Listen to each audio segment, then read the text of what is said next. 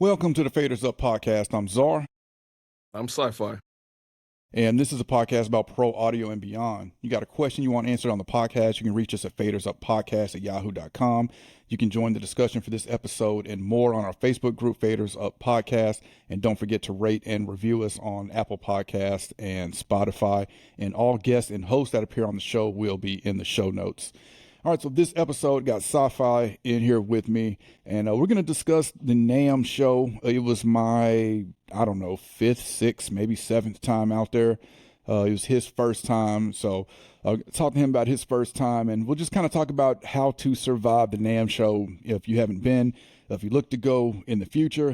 Hope this episode can just give you a guide and help you along the way, get things rolling on your trip out there. All right, but before we get into that, let's get into our regular segment of who's been pushing faders up. So, Sci-Fi, how you been pushing faders up? Man, just, same old, back in the studio, working on records, mixing, producing. Just doing my thing, trying to make magic, trying to make money, trying to get rich. I don't know.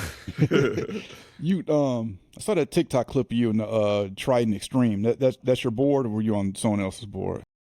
Oh man, that was from years ago. That was from that had to be like 10 or 12 years ago. Yeah, wow. I was in somebody else's studio. Gotcha. Yeah, that was my first. I think that was my first time using a Trident whenever I went there, and I was just like, "Hey, bro, you gotta snap me up on this one."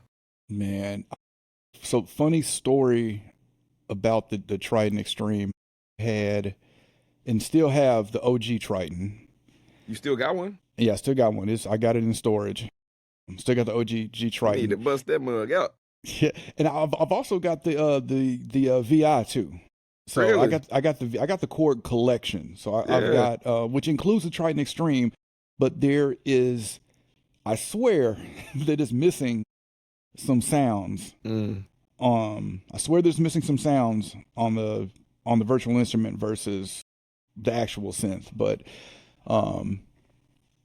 I got the OG Triton, and I was looking to get a new keyboard, and I was actually on eBay bidding for a motif. Okay. And I lost the bid at the last second. Like within the last minute, I lost the bid. Yeah. I'm pissed. Not even 15 minutes after losing the bid, I got an email from Korg introducing the new Trident Extreme. I was like, oh, hell yeah. I want that. I'm already familiar with the Trident anyway. And this is just a newer. My only question was, could I load my OG Trident stuff on the Extreme? Had a call with Sweetwater, and they confirmed, that I could. So I was like, cool. I want that. End up pre-ordering it. Here's my card number. Just ship it to me when it's ready. Like 3 days later, I get an email from eBay. Whoever won the bid, I guess, didn't have the money or didn't pay or whatever. So I had the option to get the motif then, and I was like, nah, bro, I'm good. Send it to the next person. Like, I'm good. I'm finna get this Triton. I love that. I love that Triton Extreme. Hit a little tube in it too. I'm interested to fool with it now, just to feel like if it really did anything, or was it just kind of a gimmick? But right. The little tube in there. Yeah. Nah, dude, I need to get the Korg collection stuff. Yeah, I need to start messing with that, dude. Yes. See, if people would pay more attention to my brand, like they sent it to me to review, and I'm like, I don't make beats like that. So like, well, I do. I was like, and I feel, man, I'm trying to get back into it a little bit, just to kind of broaden my reach with products. But I feel a certain way. Like, I know you give me the Korg collection, I know what I do it. I know what I would do with it is 10% of what like you would do with it. So it's like, I don't want to put out content and videos reviewing this when I'm barely doing anything with it compared to what someone who actually uses this on a day-to-day basis would do. For sure. I feel it. But I wasn't going to say no. So I'm like, let me get that NFR. Why would you say no? Heck yeah. But what about you, Czar? Have you been pushing faders up?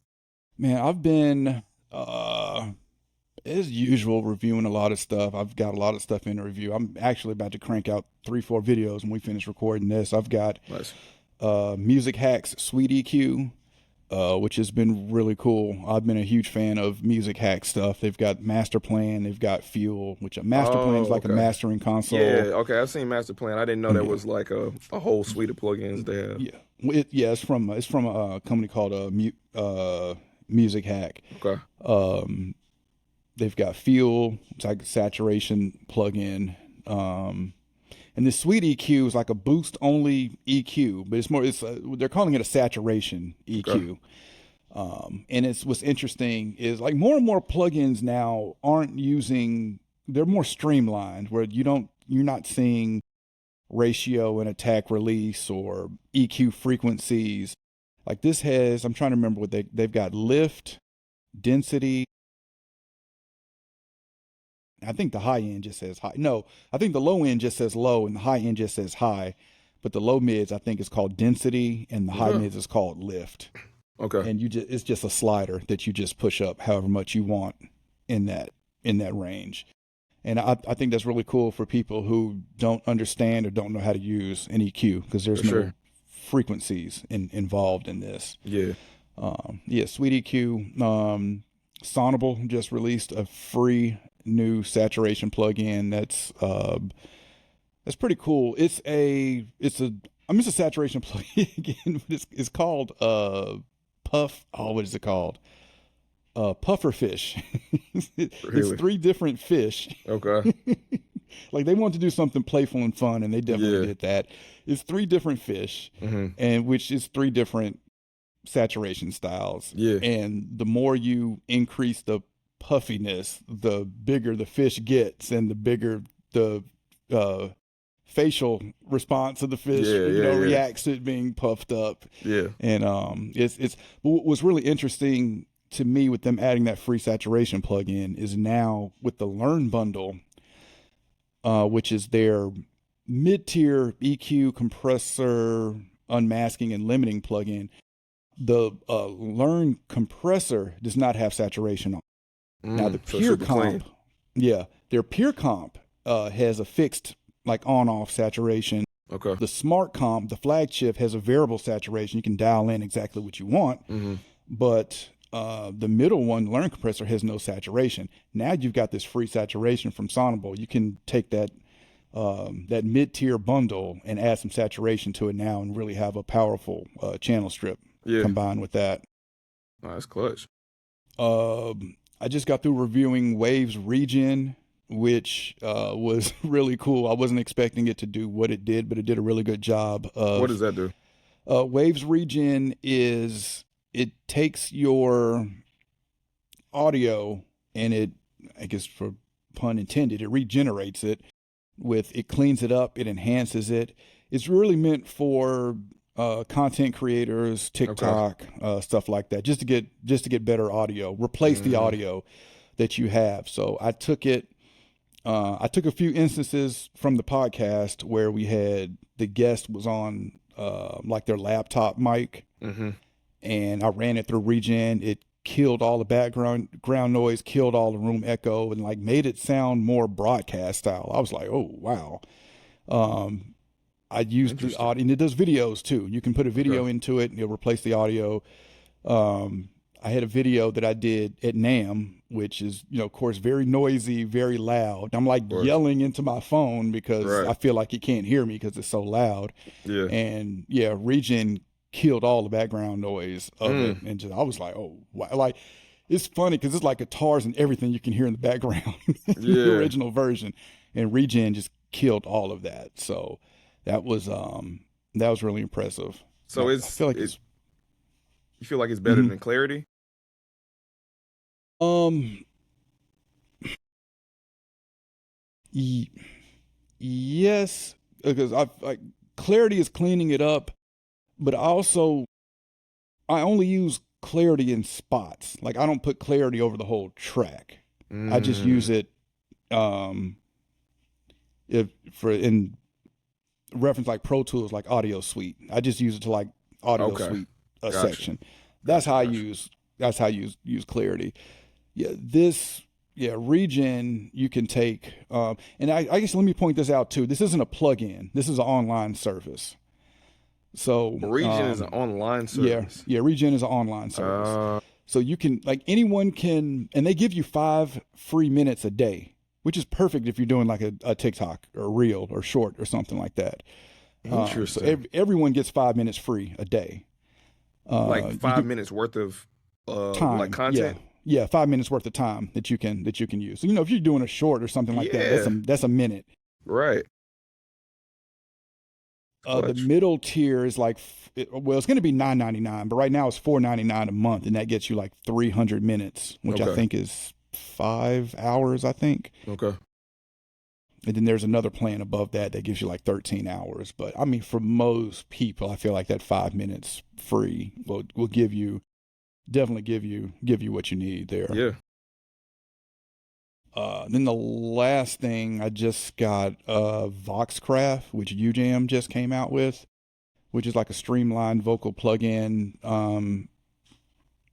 dynamic, saturation, EQ, reverb, delay, all in one plugin. And the couple vocals I've messed with it on, I've been really impressed that I haven't needed to like clean up, do any surgical type of EQ with it. Like this one streamlined plugin, by the time I add all of this, but it's also, I feel like it's made for really drastic effects too. Okay. Like I feel like it can really mask a bad recording, because once it brightens it up and saturates it and roll off so much of the low end that it almost has this radio of, like, it's a lot that you can do there with this that I feel could mask a bad recording.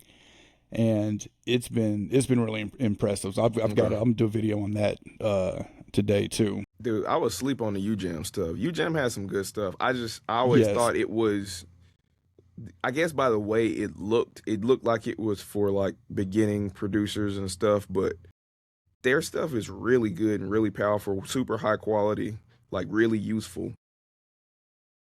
And I'm not a huge preset person, but UJam is one of the stuff, like, I will just flip through presets and be like, huh. That's what I'm saying. Like, I thought it was like a preset thing too, but like the presets they have, you can actually use those. Like, because with a lot of presets, you have to tweak a lot to get it to where you want it. With those, it's just like, dang. I mean, I want to make it my own, so I'll add a little bit of flavor here. But like, I can actually use this. I feel like that's like the problem with a lot of presets that people have is like, do you actually test these on real sources and stuff like that? Or are you just like turning up 2 dB just so you have a preset? Like, actually test it on a real source for when you engage it. Like, obviously everybody's gonna need to tweak it to taste, but like, make it sound good, Yeah, I can't remember. Maybe in Studio One, or was it Pro Tools? Somewhere I did I looked at like just the preset on the EQ for like rap vocal, and I was like, what is this? Whose rap vocal did this work on? You're like, I don't know, added 8 dB of 5K and just weird boosts. And I'm like, this is not a rap vocal preset. Like, but because it says that's what y'all think it is, and just gonna slapping on a vocal, and it's like, I can't see no rap vocal this preset work in here. It's just it was funny. But yeah, that UJam, like the retro, dynamo, flux, all that type stuff that can just really I really like stuff that can manipulate and add movement and all this to like loops and stuff like that, to even make it unrecognizable too from what you originally started with. So yeah, that UJam stuff is really dope. All right, let's get into our main topic here about surviving the NAMM show. So NAMM 2026 is, of course, in Anaheim every year. It's been there every year that I've been going. They used to have Summer NAMM in Nashville, but that was killed after COVID. So I wish they would bring it back.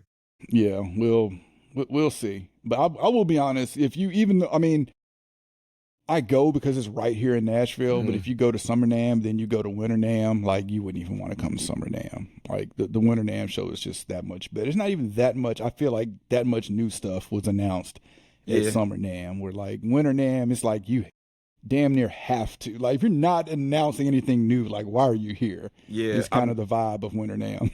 Going to the Winter NAMM in Anaheim versus, because I only went to like one Summer NAMM in Nashville, and it was cool. That was like my first like real music trade show that I had ever been to, and it was dope getting to see all the gear and all that type of stuff. But yeah, this one just completely blew it out the water. Like I just didn't realize it was gonna be that huge. Like I knew it was big, but like it's huge. It's just the whole convention center is taking over. Yeah. And yeah, it really takes over all of Anaheim too. It's any Uber you get in, are you here for NAMM? Right, exactly. Like, yeah. Yep. Well, let's talk. What was the first thing that caught your eye when you got in there? Man, honestly, just how elaborate some of those booths were. Like I thought, I mean, I knew that, you know, this was a big trade show or whatever, but it was just cool just seeing like some of the booths had like these interactive things with them. You know, had these big screens. Of course, Waves had this real cool looking booth.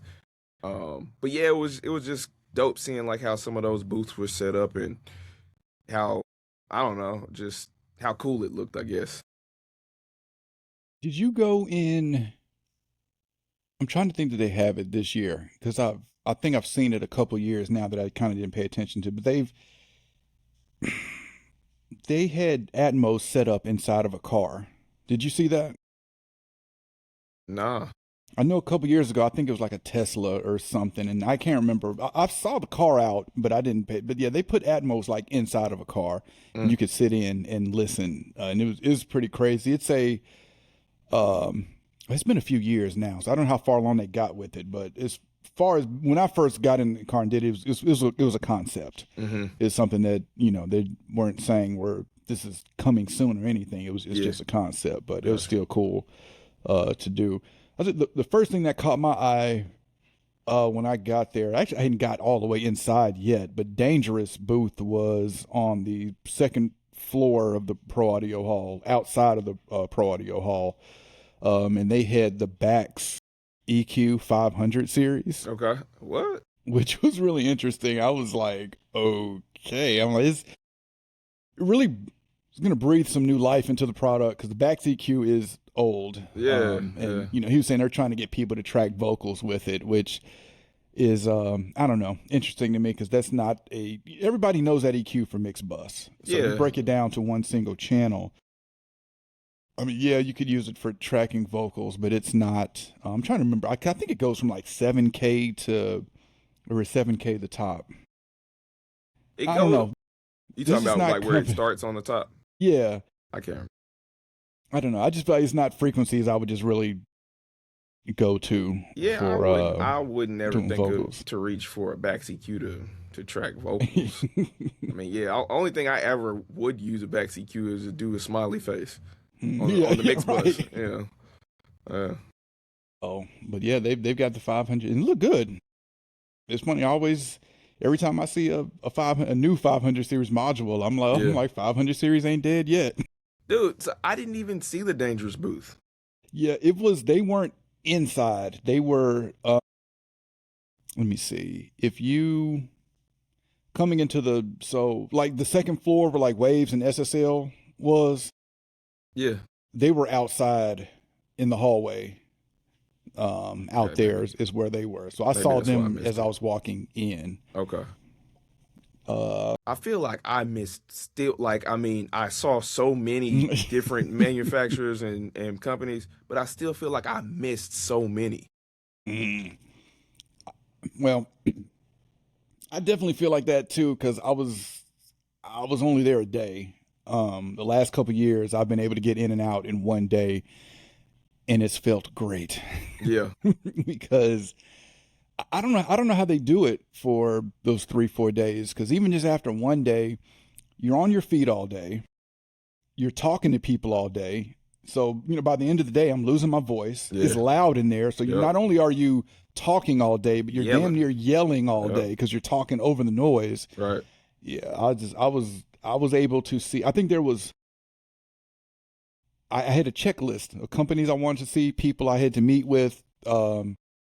I got to everybody except for one. Okay. And actually, technically, the one person I did see him, but he told me to come back because he was in a meeting at the time, and I just didn't make it back. But, I mean, we talk on Facebook Messenger enough that I'm good. Yeah, but that was. Yeah, I don't know how they do it for that many. I don't know how they do it for that many days. It's crazy. Yeah, I went with a couple homies, and me and I went with my homie Bruno, Big Bruno Beats, or Big Bruno. I know he doesn't like to say the beats, and then my homie Braden Lane, who's a producer out of Atlanta, and Braden ended up going all 3 days. Me and Bruno, we just did 2 days. Just we had some other things on the agenda that we were trying to do while we were out there, but.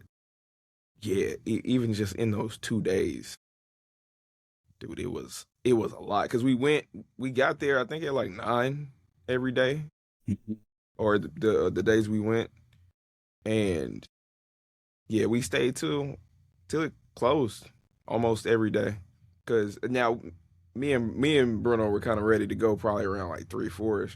Braden wanted to stay the whole day. He was soaking it all up, but yeah, dude, it's just. It's a lot. Like you said, it's loud. You're yelling all day. You're on your feet all day. So my feet were killing me by the end of both days.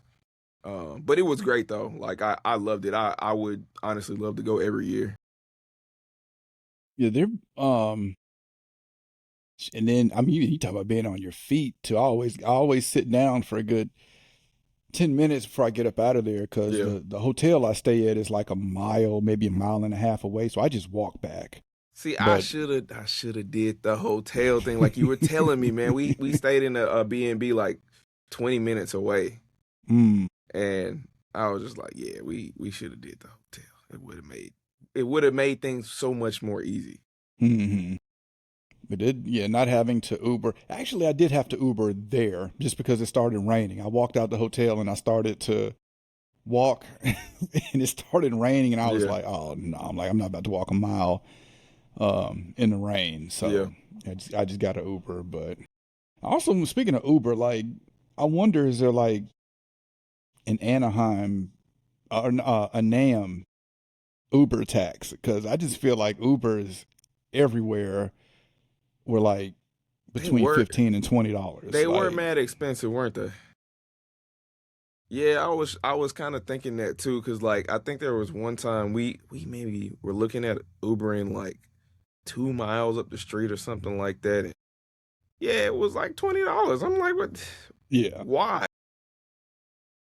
Now I do get it. I know when you first get out of NAMM at like 6 o'clock, yeah, I get it. The surge pricing there, and then you got the Disney crowd mixing with the NAMM crowd because Disney's right across the street. That too. That too. So there, I mean, one year, shout out to Brad at Louder Than Liftoff. I went to his hotel room across the street and we sat up there and talked for like 30 minutes until the Uber prices came back down. I was able to get back to my.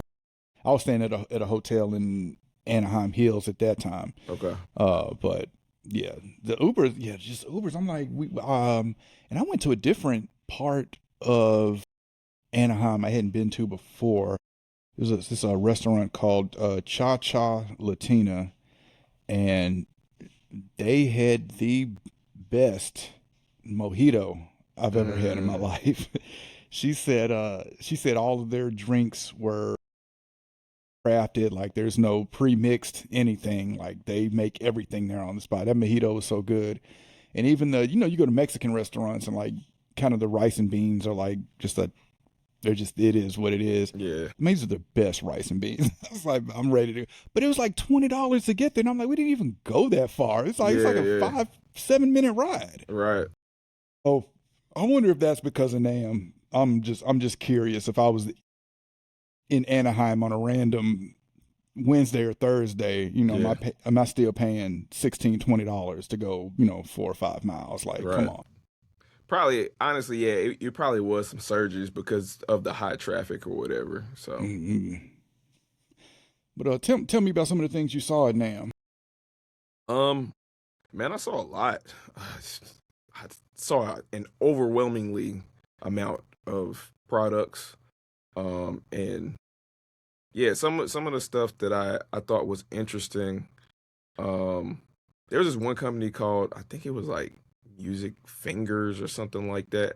Um, and they basically you basically put this thing on your finger and it's like a MIDI controller or whatever. I can't I'm not doing a good job of explaining it, but you put this sensor on your finger and you can do like rhythms or something like that with the sensor or whatever. It was a cool concept that I saw with that company. See, and What else?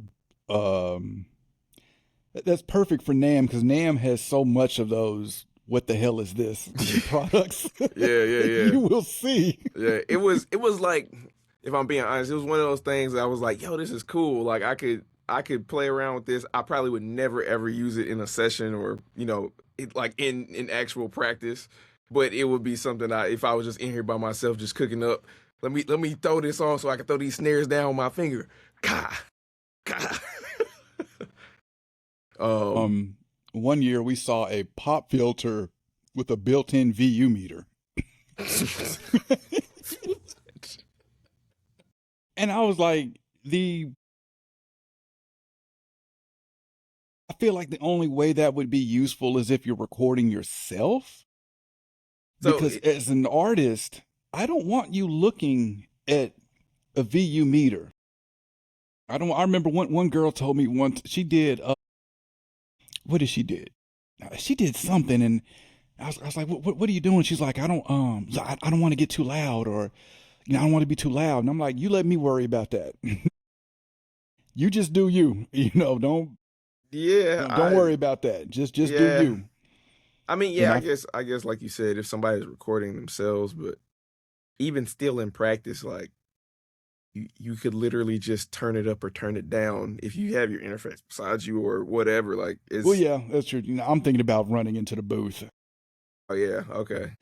Yeah, because I wouldn't want my artists looking at this VU meter in front of them because like it's gonna freak them out and they're like, oh, am I too loud? No, like don't focus on that. You just focus on rapping, focus on Yeah. singing. You let Yeah. me handle that. Now that I think about it, I get the sentiment of it. I get what the idea was. Just maybe it was like the idea was so vocalists have a better idea of where to sit their voice when they're recording, or if they're Mm. too low, like maybe it lets them know they need to be louder. If they're too loud, maybe they need to back down. But yeah, like in practice, it's not really practical, I Yeah, guess. I was like, Yeah, I was like, what the hell is this? yeah, yeah, It's a yeah, lot of what the hell is this products at NAMM. yeah, for sure. It's fun. I'm trying to think, did I see any?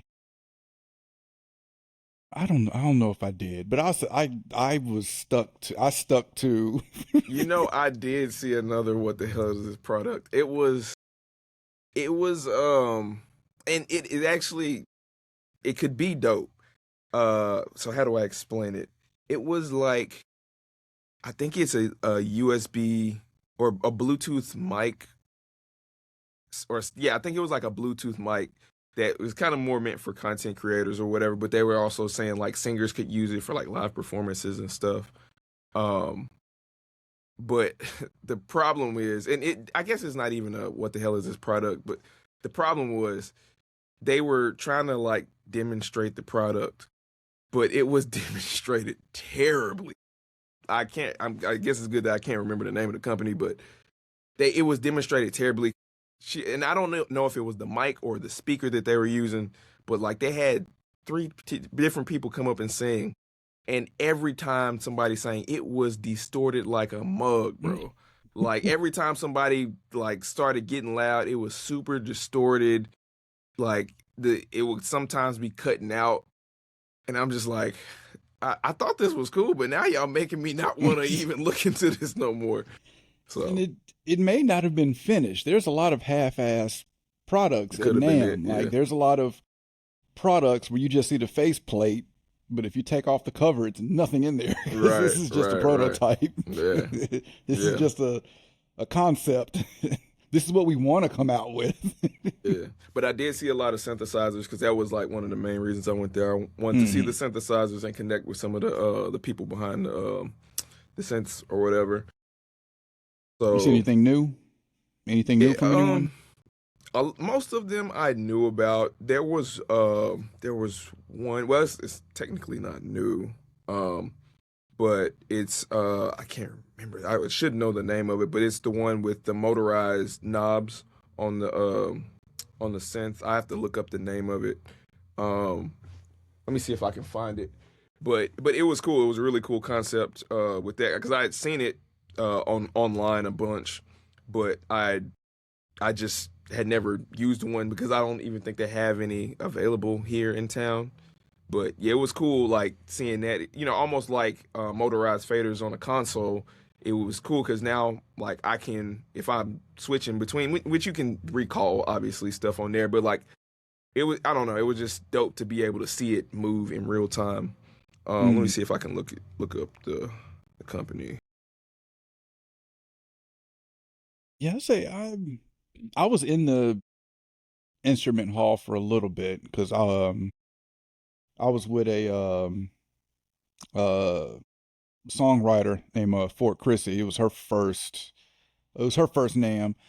So she was hanging with me, and she was looking for a drum pad, drum controller. Okay. And so we were walking around through the instrument hall trying to find one. And I couldn't even think off the top of my head who really made one. Yeah. And I just figured if we walked around the instrument hall long enough, like we'll eventually run into one Right. somewhere. And then it hit me that Fender is coming out with the new controllers. What's it called? Motion 16, I think is the name of it. So Okay. we went over their booth to check, and I still forgot to check it out now that I think about it. Yeah, I found it. I think I think I may have played the Nina. It's from Melbourne Instruments. Okay. Yeah, it's a 12 voice synthesizer. Um, yeah, and it has motorized knobs. But it sounds really cool. And it's a synth that I don't have in the studio. I don't really have anything like this, so I was interested to see about that one. There was one from Groove Synthesis called the Third Wave that I saw that's basically it's not the same thing, but that you can kind of tell it's inspired by the PPG Wave 2.3, I believe, or it might be 3.2. I think it's 2.3. Um, but it's like a wavetable synthesizer, but they added some modern features to it too. It was cool playing with that one. And then this wasn't at like NAMM proper at the convention center, but there was this get together called Buchla and Friends. Mm-hmm. Buchla is like a synth uh, company. It was founded by this guy named Buchla, but they got a bunch of like synth enthusiasts together, had a bunch of products out there. Arturia was there. Ableton had a table there. Spectrasonics was there, and a bunch of other smaller manufacturers. Output was there. I actually got to talk to some people with Output. They did an interview with me actually, which I'm wondering whenever they're gonna drop it. But yeah, that was cool, and I saw a lot of cool like little modular synthesizers there. The Orchid, it's like a little small synthesizer. Got to play with that for the first time. And then there was one other one that I was gonna say. Um, was it called the Magnolia? From this company called Frap. I think the synth was called Magnolia. But it was a true analog or analog true FM synthesizer, Hmm. which is just a very technical way of saying it does frequency modulation and sounds really good, I guess, in the analog realm because there's a lot of digital FM synthesizers, but I don't really see too many analog FM synthesizers. Um, And yeah, that one was really cool. Playing with that one, it sounded amazing.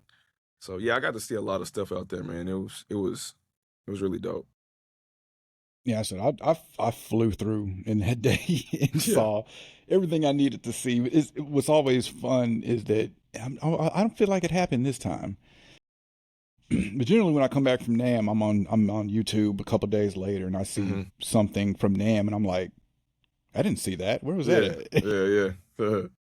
But I definitely could have missed some stuff because, like I said, I was I was flying through there. Dude, I know I missed a bunch, and I mean I went for 2 days, and I still think I missed like a whole either floor or half of a floor or something like that. Hmm. And I do think now that I've been, I did you go to any of the panel discussions or anything? I never go to those. Yeah, I went to I think I maybe went to one. It was with CLA and Tom Lord Algae, Hmm. and it was cool. They did say some stuff. They did give drop a couple gems, but I don't think I will go to the panel discussions anymore. Just for me specifically, just because I feel like it's all stuff. If I want to look at that type of stuff, I can probably find it on YouTube or, That's true. I don't necessarily need to be there to hear what they're talking about. And the main reason I'm going anyway is to really talk to the people who make the products. Yeah. So I it just yeah, so that is one thing I learned that I probably won't go to the panel discussions anymore. Yeah, that's a good tip there. I mean, definitely, if you feel you would benefit from it, then yeah, definitely go. But I've never. Maybe I would have maybe 5% more interest if I actually looked and saw what was being talked about or said. But I've never Yeah. even went that far because I kind of knew my main purpose is to see the gear and Yep. network Yep. is my main purpose. So and I'm like I feel like the last one I went to was at maybe AES or maybe I did go to one for NAMM like years ago or my first year. But it's funny because every time they have those, I'm like, like let's say it's one on I don't know compression or something. And it's like I don't need to hear this, and then I end up going, and I'm like, it's just that one little bit that you picked up is like, oh, okay, Yep. let me try that or Right. something. Yeah. So I do feel like it is, even if you feel, I'm going to call myself a know-it-all, but even if you feel like you're a know-it-all, Yeah. you still can pick up something. Even No, just yeah. one thing would be worth your time there. But 100%. Yeah, because CLA was talking about, and this is right before I walked out, he was talking about recording with compression and stuff. I've always been super conservative when I record with compression, so I try not to do more than 3 dB of gain reduction. yeah, He was saying dude, and of course he works on a lot of rock stuff, so yeah, it's super loud and dynamic stuff anyway. But he was like, man, if you're not doing I think he may have said, don't quote me, but he may have said if you're not doing 6 dB or more, what are you doing? He was saying smack it and it's fine. You're not gonna destroy the audio, I guess. But he's also using hardware that is yeah. super forgiving and doesn't really mess up the transients. So I guess you have to take that into consideration too. But that was something I was thinking about. I was like, maybe I'll be a little bit more aggressive with my compression when I'm recording. But yeah, other than that, it was just the same stuff you always hear people talk about. So Talking about aggressive compression. Did you stop by the Empirical Labs booth? no, I don't see where was the Empirical Labs Yeah. booth. So they were back there with sound toys and kind of in the back right corner Oh no, I did almost. see them. I did see Okay. them. Yeah. So did you see they got the 30-year anniversary distressor? The distressor XXX? It's a red faceplate. Yes, I did see that. Yeah. Yeah, that was kind of hard. I, I love limited edition stuff. They're only making 1,000 of them, and he told me that they already sold 600 at that time at the show. So I'm sure they're sold out now. Except for I think I saw it up on pre-order at Sweetwater. So I'm sure Sweetwater has Sweetwater. Hell, they probably got 300. But Right. man, I was like, man, I love limited edition stuff. So I was like, oh man. Yeah, I was met the thinking about guy. it. I've met the guy who handles distribution for Empirical Labs. Oh, Gil Griffith, yeah. I think like big tall white dude. Gil, yeah. Okay. Yeah. Yeah, I met him at some audio get together thing cuz he also distributes for I'm going to butcher the name but like Quack Lagarde. Quack Lagarde, yeah. Yeah. Yep. Yeah, Gil is me and Gil go way back. Okay. Word. Way back. I ended up working at his booth on Summer NAMM Okay. one year. He just paid me to work his booth. Yeah. Because he was like, man, he's like, you're already, because he was like, I could pay you. I don't have to pay an employee to fly out to Nashville. You're already in Nashville. You know all my products. It's like, just come work on my booth for me. And I was like, all right. Yeah. Nice. But yeah, that and I was Quack Lagarde. I think we got to check out some of their stuff too because I think they first came out with the 1176, or let me not call it 1176, right. An FET compressor, right? In the 500 series, and I was like, okay. And then they came out with the preamp, and now they got an EQ, like a 2-band, I saw that, kind of like X EQ thing. But the one thing that really impressed me about them is, did you see their plug-in, the Boom Blender? No, they have a plug-in. Yeah, they got a plug-in. It's the compressor. It's like compression, saturation. What else is on there? I've been trying to get a copy of it so I can mess with it, but it's really cool. But all the products he distributes is not useful arts. He does useful arts too? Preamps. Yeah, they're one of the best 2 preamps I've heard. And then it's got that color knob on it too. I've talked to him at NAMM. He's supposed to been come on the podcast like 2 years ago. And I told him we're definitely going to make it, happen this year. Serpent Audio, he does Serpent. He distributes Serpent Audio. Nice. Too. Yeah, he's got a lot of cool brands under his belt there. But I definitely thought hard about that that distressor. Because I kind of want a distressor, but I also have all of the Empirical Labs plugins. Okay. Whether that's the UAD distressor, the Empirical Labs arouser. I've got the soft tube Empirical Labs Mic E, which I've got a Mic E at the studio. It's one of my favorite channel strips. And I go back and forth with, do I really want a distressor because I have a Mic E? And, people may think I'm crazy for this, but I like the Mic E. I say I like the Mic E better than the distressor. I can dial in the Mic E quicker than a distressor, just because there's less attack and release times on there and less ratios. I've never used the Mic E before. The only ones which I've used the distressor, like a hardware distressor, several times, but I've never used the Mic E at all, and I've used the Fatso, the Universal Audio Fatso. But yeah, I've never used the Mic E before. It's very underrated. I don't see people with them. I don't hear people talking about them.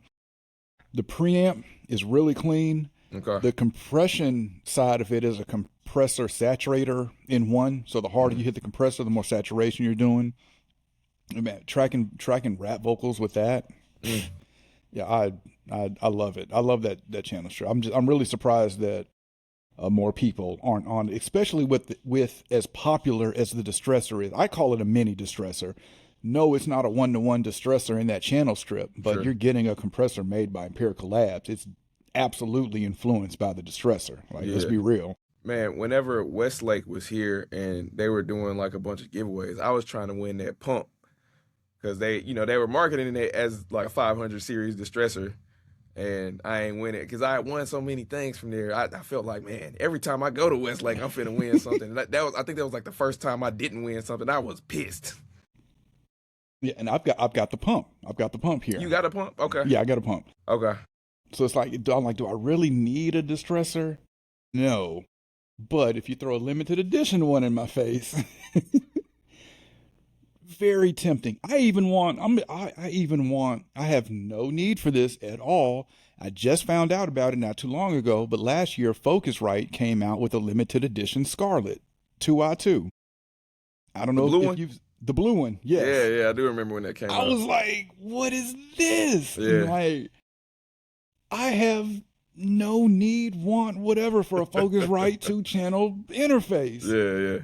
But it's limited edition. If Right. they now, I also got to find this out. Is it limited edition where y'all saying it's limited edition, but it's like, I don't know, 5,000 out there? Like, no, I don't want it then. But if you tell me there's only like 500, Yeah. yeah, I might have to see about getting one. Right. Just to be like, yeah, I ain't got this. Right.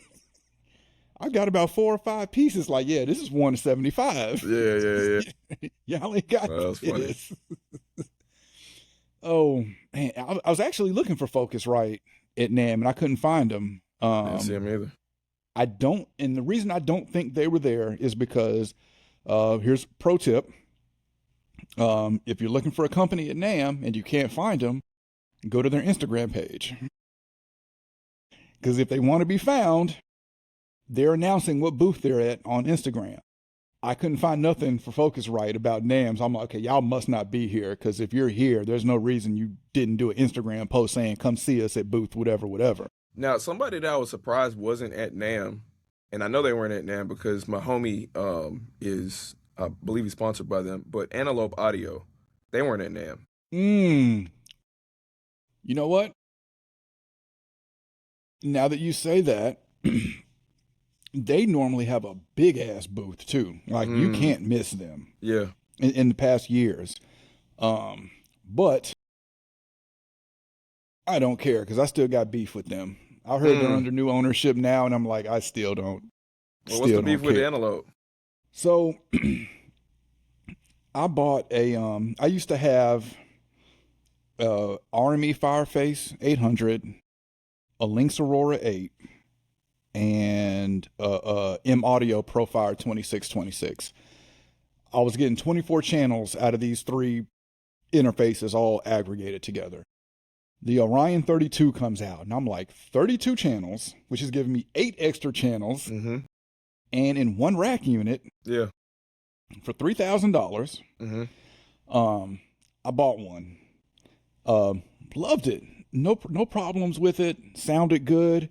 My plan was to sell those other 3 interfaces. That didn't go as planned, but that's a whole nother story.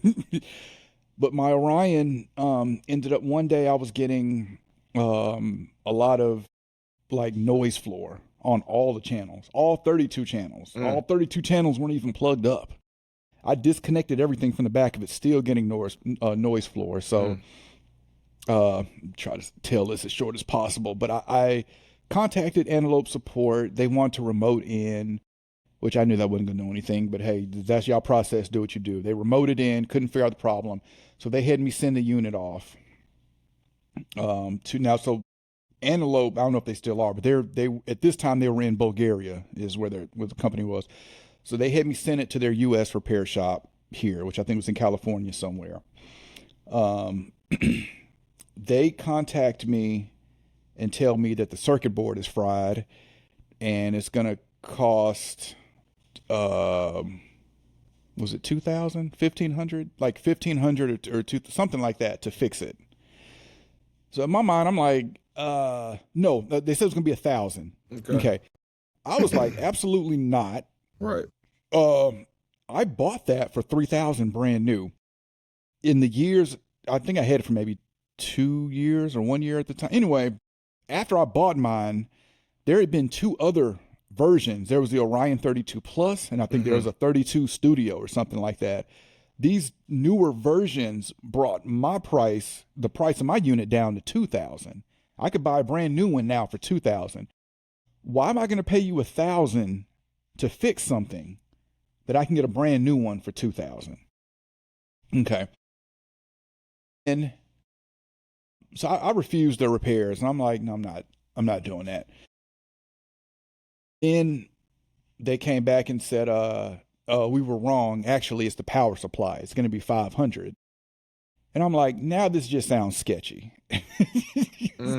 Now this just sounds sketchy. Like, so the whole time I'm going through this, I wasn't able to work because I didn't have an interface. So I ended up buying a PreSonus Quantum, the Quantum interface. And it started working with that. At Summer NAMM, I was speaking to PreSonus, and I was telling them about my issue with the Orion, and they were like, man, they were like, don't say anything, but we got a new interface coming out that's going to do like the Orion, 32 channels by D-sub. It's actually going to be 48. This 32 channels by D-sub and 16 by ADAT. I was like, okay. I was like, how much? And I think they said like 1,500. And I was like, when? And they were like, August, September. So, Summer NAMM was in like June, July. They were like, August, September, October-ish, whatever, we should have it out. I was like, I'll be ready. Yeah. It came out, and that's how I ended up getting the Quantum 48. Okay. But the Orion, I was like, okay, so to back up, I saw Antelope. No, first I saw them at Sweetwater. I went up to Sweetwater Gear Fest, and actually first I called my Sweetwater sales rep, and I'm like, man, what else can I get? Because there's nothing else that does what the Orion does. Nothing else was doing 32 channels in one box like that. You're right. Especially for people who just mix. Like, it didn't have mic pre's. I don't need mic pre's. Yeah. Just give me the D-sub, give me the conversion. That's all I needed. Yeah. There's nothing really doing what it was doing. But while I was at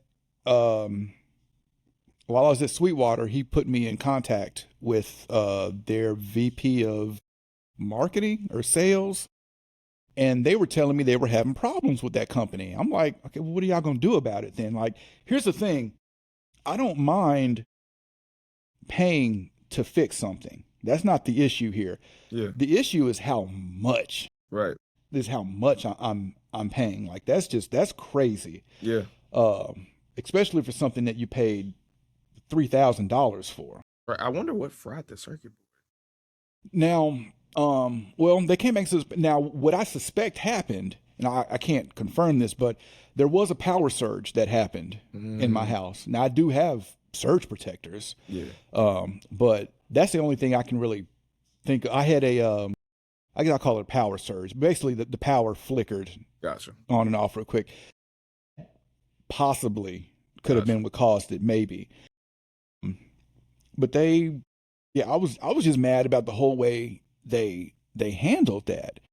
So I ended up getting, and then this was crazy. While I'm at Sweetwater, an email goes out. Oh, damn, let me back up just a little bit more. My sales rep was trying to get me a brand new one. He was trying to get it replaced. It was, of course, like a month or two out of warranty. Yeah. Obviously, how that happens. Of course. And I was telling my sales rep, like, I appreciate what you're doing, but this is between me and Antelope. He was trying to get me a new one. While I'm at Sweetwater, an email comes out to all Sweetwater customers, effective immediately. Sweetwater would no longer be selling Antelope audio products. So I'd already had a little insight on that, what was going on. There's a lot of people were having issues with their units. Yeah. And if you know Sweetwater, they're high on customer service. And I just think it came to a point where they were having problems getting people taken care of, like it was coming back on Sweetwater because you're the one who sold this to me. Right. Right. We're having issues with it, and now you can't help get it fixed. Yeah. So that happened.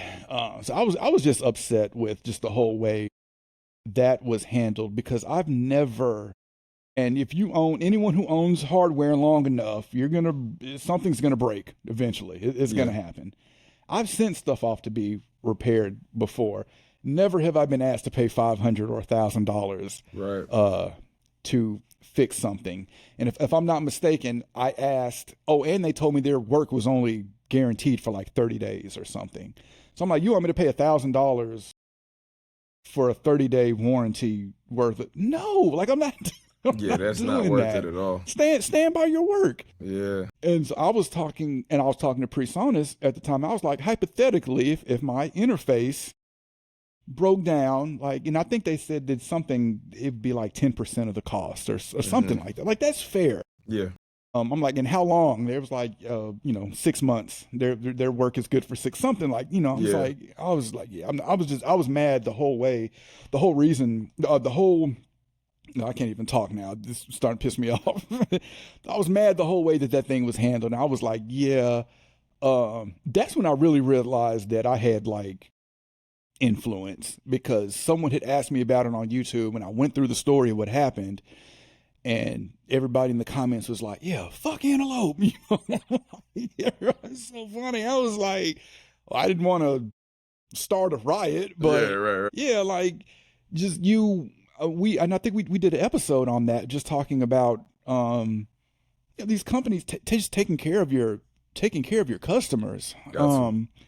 My Mog EQ2, one of the resistors or something went out, and I sent it back to Mog, and they didn't even charge me. They fixed it and sent it back. Wow. Like just take care of your people. And it was funny. Some of the people on YouTube were acting as if I was expecting special treatment because I'm a YouTuber. Yeah. That wasn't even it at all. Yeah. Like they don't. I'm not saying they know who I am. Like, it's not that. Like, just take pretty much every job I've had has been in customer service. So I'm high on customer service. Like, just take care of your people. Yeah, as a paying customer, you want to make sure that you retain that customer so they can exactly. Especially with as many products as Antelope has came out with now. Yeah. Like you would want to keep your customer base happy. And after that Orion 32, I also bought the Pier 2, which is their 2-channel converter.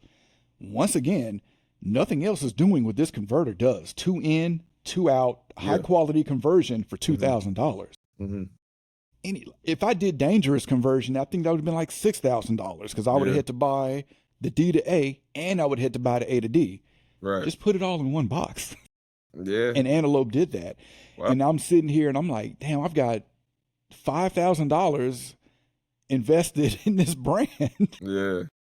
And if something came out that did what the Pier 2 did, I probably would have got rid of it. But I still have my Pier 2. Nothing else does what it does. Mm-hmm. But no, I was a huge fan of the Orion. But yeah, just the way they didn't handle that for me. And I'm like, geez, spent $3,000 on this. Dang, Zar, you done scared them off from NAMM, huh? Yeah. And my guy at Front End Audio was like, yeah, they're under new, I think maybe he was trying to send me something, a review from them or something. He was like, yeah, they're under new ownership now. And I was like, yeah, I don't care. I don't care. It's too many companies out here. Too many companies out here. You don't take care of me, I'll get the product from someone else. Yeah, I feel that. Yo, one product I do want to mention that I saw is really dope. I've seen it on like on social media and online, but it was cool getting to actually use it in person. Was Sepia. It's from this company, I think it's Carno Sound. I know what you're talking about. The cartridge. Yeah. They basically are trying to like be the next evolution of like 500 series. Yeah, absolutely. I wanted to dig deeper, and I want to dig deeper into that. Actually, hold that. Let me back up real quick with the Orion. I ended up paying the 500. I ended up paying the 500 to get the Orion fixed. Okay. And as soon as I got it, as soon as it came in, I turned around and sold it to Front End Audio, and then took that credit and got the Quantum 48. Okay. Is what I ended up doing with that. Back to the Sepia though, I wanted to dig deeper into that because it looks really interesting, and the way I feel the pro audio industry works is not a lot of people jump on new stuff. Yeah. But once a couple of people kind of try it and start talking about it, then people start to jump on it. So I'm curious about the early adoption of it. Man, I'm not going to say the company's name, but I know a company that was developing a module for them. And last year at NAMM, this was funny because they were there. Both companies were there. I was talking to the company that was developing a module because when they started advertising, Sepia. Yeah, Sepia, Sepia, or something like that. Once they started advertising it, and I saw the companies who signed up to create modules for it, which very interestingly, API did, and I really don't. Maybe I don't know API as well as I feel like I know them, but I guess I feel like they're more of those legacy brands that are just kind of old school and do their thing. I'm surprised that they signed up to do a module for it, but I was too. The company I know that signed up to do a module for them, when I saw that they were on there, I'm like, damn, let me talk to them when I see them in NAMM. He told me he built his module, but Sepia never sent him like a prototype or anything to test it on. So it was funny because he was like, just based off the specs they gave me, I built this module. I have no idea if it works yet because I haven't been able to test it. And I was joking with him that they were there at NAMM too, and he was like, yeah, he's like, I need to go talk to them and see what the hell is going on. Yeah. Fast forward to this year, now the product is released. Yeah, we definitely need to talk about that because I want to dig deeper into, do we think this is going to carry on kind of where 500 series left off, because it's also plug-in controllable. It looks really interesting. Yeah, it's kind of like the whole MIG DSP type of thing or whatever, where it's like it's a hardware unit, but it's controllable by a plug-in. But it is cool though. Like, I honestly, just because, like, some people, they like the tactileness of actually turning knobs and all that type of stuff. And I do like that too. But I'm also like, I grew up on computers, so it doesn't bother me to click a mouse or whatever. So I actually like the fact that I'm getting the hardware sound, but it's also instantly recallable and all that type of stuff too. In Universal Audio, they did an 1176 with Sepia. I tested that one. Sounded great. Like you said, APIs on there. Damn. They got a lot of different cool looking companies and manufacturers that they've been working with. Some of them I know, some of them I don't. I'm looking at this now on Switch because I forgot what the price was. $2,500 for a 6-slot. Yeah, it's definitely expensive. Yeah, steep. That's the one drawback is like, that's steep. The API module is $800 for the 312. How much is just a 312 500 series? It might be the same price. It is the same price. It's the same price. Jeez, yeah, I don't know about this. They're gonna, damn, $2,500 for just the rack. $800 for an API. The 1176 is $2,000. Why is this the 1176 cartridge is $2,000? $2,000. Yes, the Universal Audio 1176 Sepia module, $2,000. That's the same price as the hardware. Why is this module the same price as the hardware? Yeah, that is steep. I didn't remember the prices on those, but yeah, that is pretty steep. Because I know most of the modules are about like around $500 to $600, but they're like smaller manufacturers who don't have like a legacy name. I was gonna say I see some for $540 and I see one for, well, they're both from the same company. But I've never heard of this company before. So I see. Yeah, that's steep. Damn. No, we might be. Yeah, we're gonna have to. We will dig deeper into this. I definitely wanted to explore this, but I wanted to do some more research on it. I wanted to let it come out and actually make sure it was gonna come out, because at the time, it was supposed to already have been out. I think last year, and they still hadn't. And then the fact that they didn't send the company I was telling you about a prototype to even test his, and actually, I don't see his. I almost said it. I don't see his product on this. So his isn't even out yet. So I'm definitely got to talk to him about this. I'm curious to see where they're at and if he's even had a chance to test it yet. I was talking to one of the guys that works with Sepia, and and I think he said like that. I can't remember who it is, but some of their people are gonna either be in Nashville or have an office in Nashville or something like that. And he was talking about me possibly being a beta tester for like their plugins for like I think like for Pro Tools users or whatever. Um, but yeah, so I mean they'll have some people here in Nashville soon. I need to reach back out to them to see to possibly see about it. So yeah, when I do that, I'll definitely let you know what I find out. This thing might drive 500 series sales. It's like you can still get 500 Ah, series yeah. rack for cheaper than this, and Right. if the modules are the same price, yeah, we will. I will get. Yeah, we're gonna revisit this on another episode because For sure. I definitely wanted to talk about this because it's so innovative. And Yep. again, I just wanted to make sure that it would come out because a lot of stuff you see at NAMM, that's another thing. You'll see stuff at NAMM and then you won't see it again.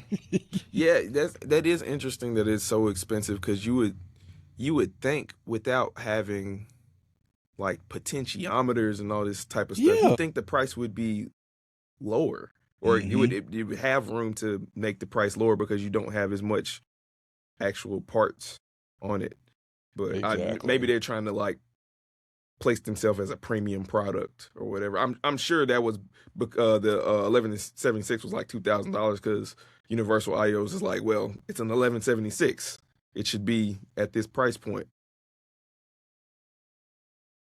Very, very interesting. Yeah, I will. I'm definitely do some research and actually, I'm trying to not say the name of the company. We I'll talk to you that off record. Okay.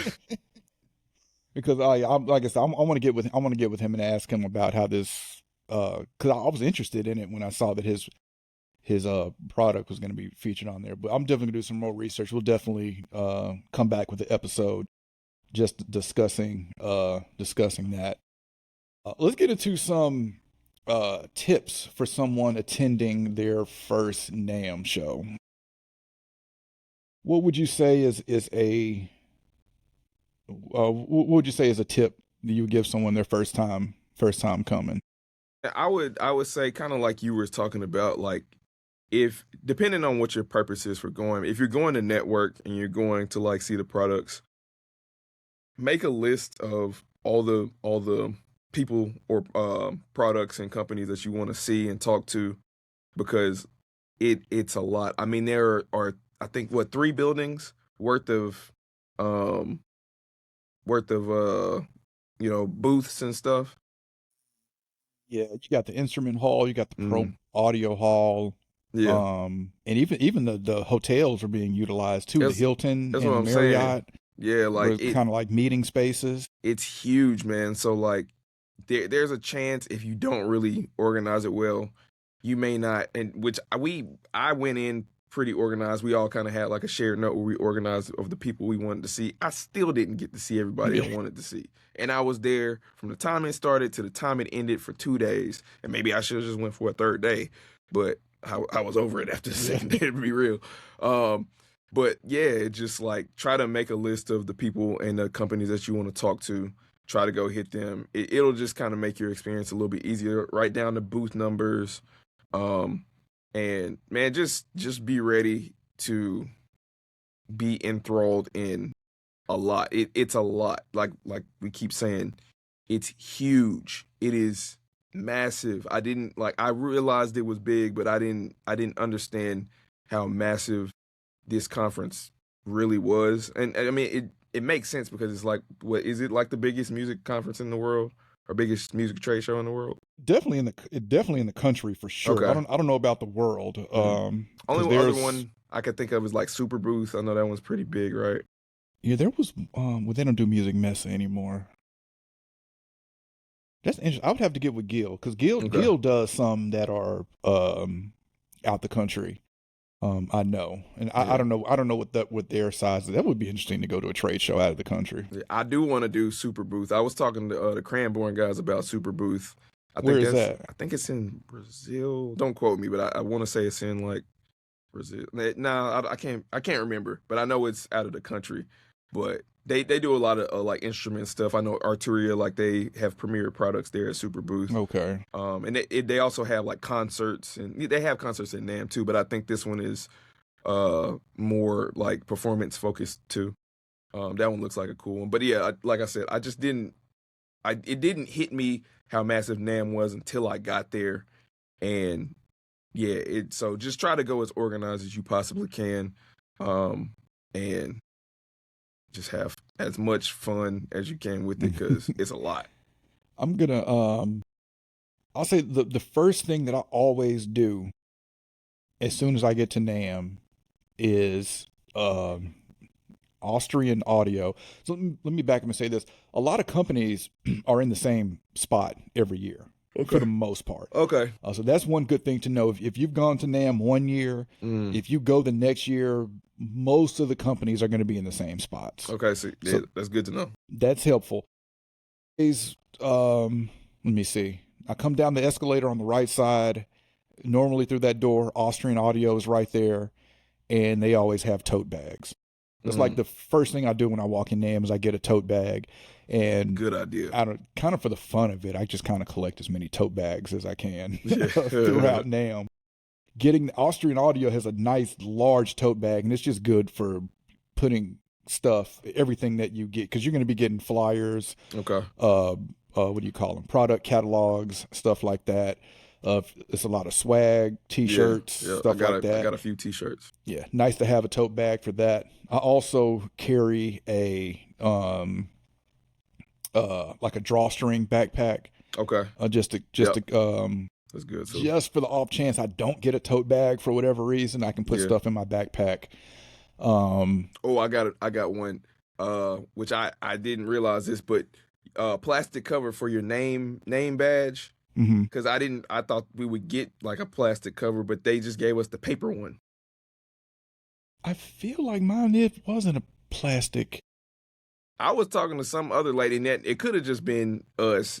Maybe they ran out. Maybe they ran out or something. But the lady I was talking to, she said she always brings her own. Because I was just like, I'm surprised they don't give us like a plastic cover for this. So maybe that's not a tip. Maybe I just didn't get one. But yeah, like a plastic cover for the. Yeah, I was walking around the whole time with the paper thing. I was like, man, if I spill a drink, this joint gone. Man, my badge is literally right on my kitchen island. I'm finna grab it. I hate to walk away from the camera real quick, but I'm curious. Hold on. Maybe they just weren't messing with me. It was like, this guy doesn't need one. You are right. There is no plastic cover up. So yeah, that is a good one. Now, I'll also say, a good tip is that plastic cover. I've used that to store business cards before too. Yep. Slide business cards in there, and they're all in one place. So that's a good one. Plenty of hand sanitizer because I don't know if you've heard of this term, but there's a ongoing joke about NAMM called NAMthrax. NAMthrax is great. It's when you get sick when you come back from NAMM. Yeah. Wow. And a lot of people are like, damn, I got NAMthrax. Yeah. So a lot of hand sanitizer because obviously, you got to think there's people there.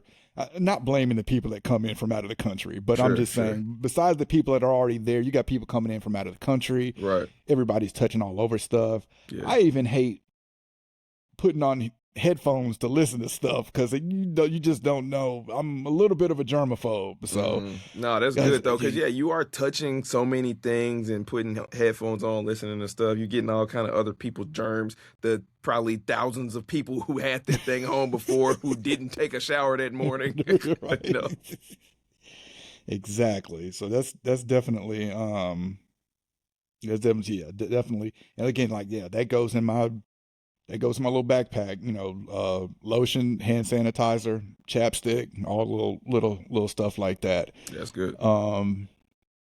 Not even a bad idea to have some earbuds, noise canceling as well. Like I said, it's so loud in there.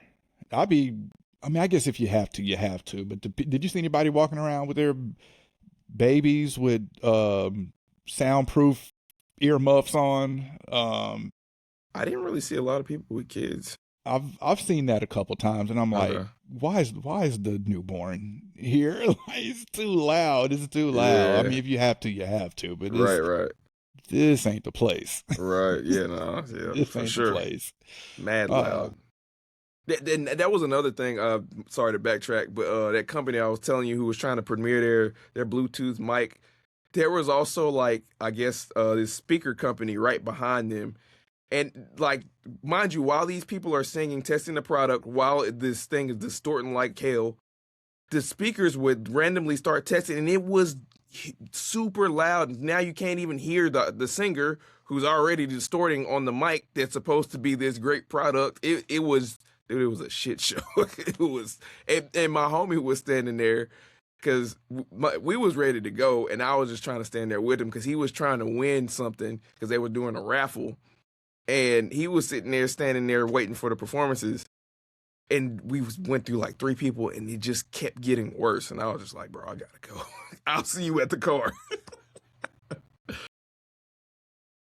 Actually, I saw some of the biggest speakers I've ever seen. And I can't remember the company, but I remember walking by looking. I was like, these can't be real. Yes. Like, yeah, like no, they work. They're real. I'm like, oh Yeah. my god. Oh, then and there was a Chandler console, not Chandler, Abbey Road console. That like an EMI Abbey Road console. That was pretty cool to see. I can't remember who made it or if they were even selling it or coming out with it, but that was crazy too. I'm trying to think of some other tips. I guess let's talk about getting to NAMM. Where did you fly into? Did you fly into Anaheim? Did you fly into LAX? No, I flew into LAX. Yeah. Next time, I'll probably we flew into to LAX because we did plan on going back there. We had some other stuff we were doing in LA proper. Okay. But next time, I was gonna say next time I would fly into Anaheim, but I'll probably always end up going over to LA, just because I'm in the area. So yeah, I was gonna. I mean, Anaheim is a smaller airport, easier to navigate. I normally fly into LAX because I normally stay a day in LA before I go over there. Yeah. But if it's your first time, you just want to. I know your first thought is to fly into LAX, but the Uber ride from LA to Anaheim, just compare that because I'm sure flying into LAX is likely cheaper. But just check to LAX or Anaheim. Flying into LAX, I'm sure it's probably cheaper. Really cheaper than Anaheim? I would think just because it's a small, smaller airports normally cost more. With LAX just being a busier airport, I'm sure you probably get a cheaper flight. Gotcha, I didn't know that. To there, but just be sure to factor in the Uber ride from LA to Anaheim if you're going straight to Anaheim. You know, if you're going to spend a day in LA or so, or spend a day in LA afterwards, then yeah, definitely you can look at flying out of LAX. That's funny. The first year, was it the first year?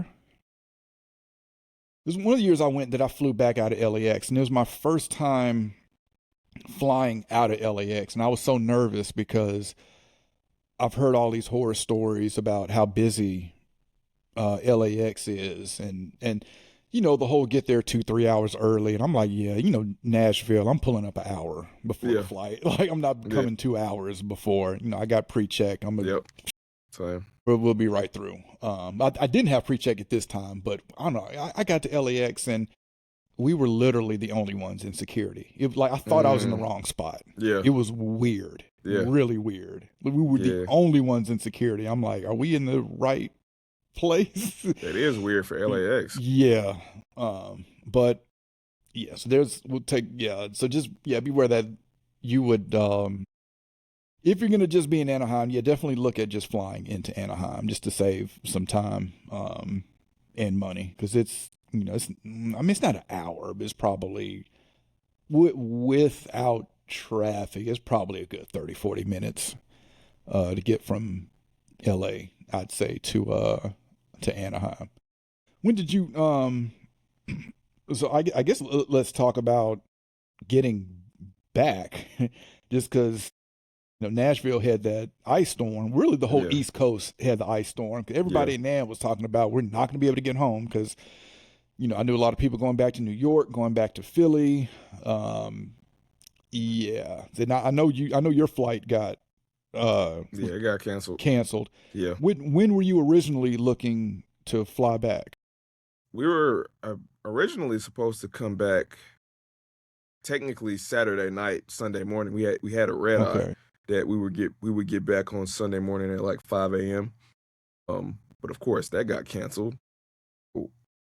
I didn't get back until Wednesday morning. Wow. Yeah. This late. Okay. So yeah, so I know a lot of people, Colt Caparoon, he didn't get back until Tuesday. I think I know his was canceled. I'm just curious. I don't know when a lot of people were looking to fly back because I flew back Sunday evening from Vegas. So I left Okay. NAMM. Let me see. I got to Anaheim Wednesday, went to NAMM Thursday. Friday afternoon, I flew to Vegas.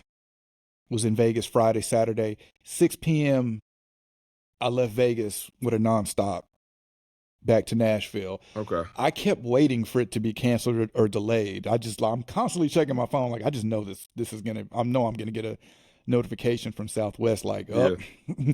and it didn't. Our flight took off on time, landed on time, everything was fine.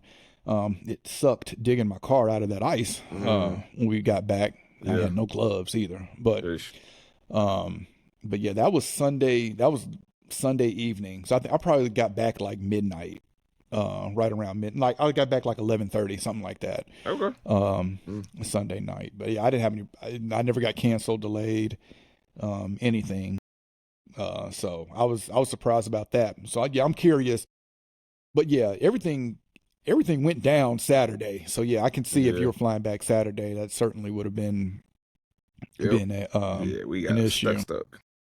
Yeah, because we were supposed, yeah, like I said, we were supposed to be back Saturday night, Sunday morning. And then we ended up just going over to LA and just kicking it there. And we had some other stuff that we really wanted to do out there anyway, so it was actually good that we decided to stay, or we ended up staying a couple days, because like, you know, I always go to the Synth Museum whenever I'm out there, the Vintage Synth Museum.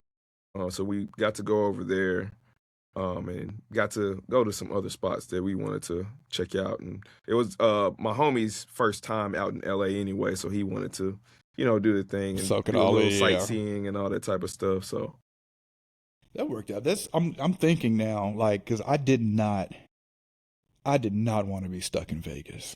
I did not. And now that I really think about it, hell, I didn't want to be stuck in Anaheim either. yeah.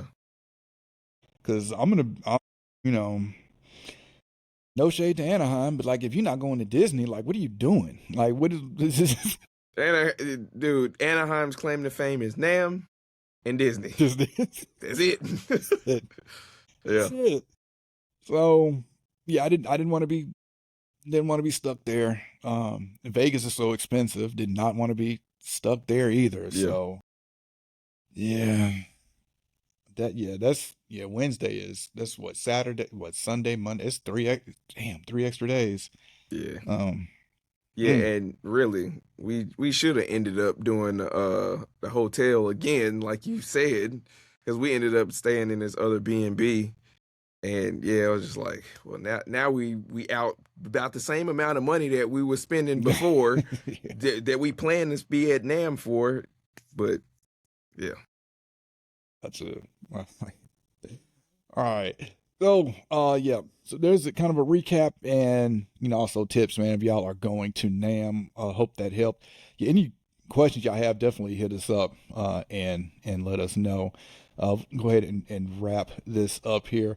Again, you got any questions, you can reach out to us at fadersuppodcast@yahoo.com. You can join the discussion for this episode and more on our Facebook group, Faders Up Podcast. And again, all guests and hosts that appear on the show will be in the show notes. Definitely comment and y'all let us know, what did you see come out of NAMM. Let us know, have you been to NAMM? And also let us know what your NAMM experience has been. Would definitely love to hear that. All right, I'm Czar. I'm Sci-Fi. And we'll catch y'all next episode.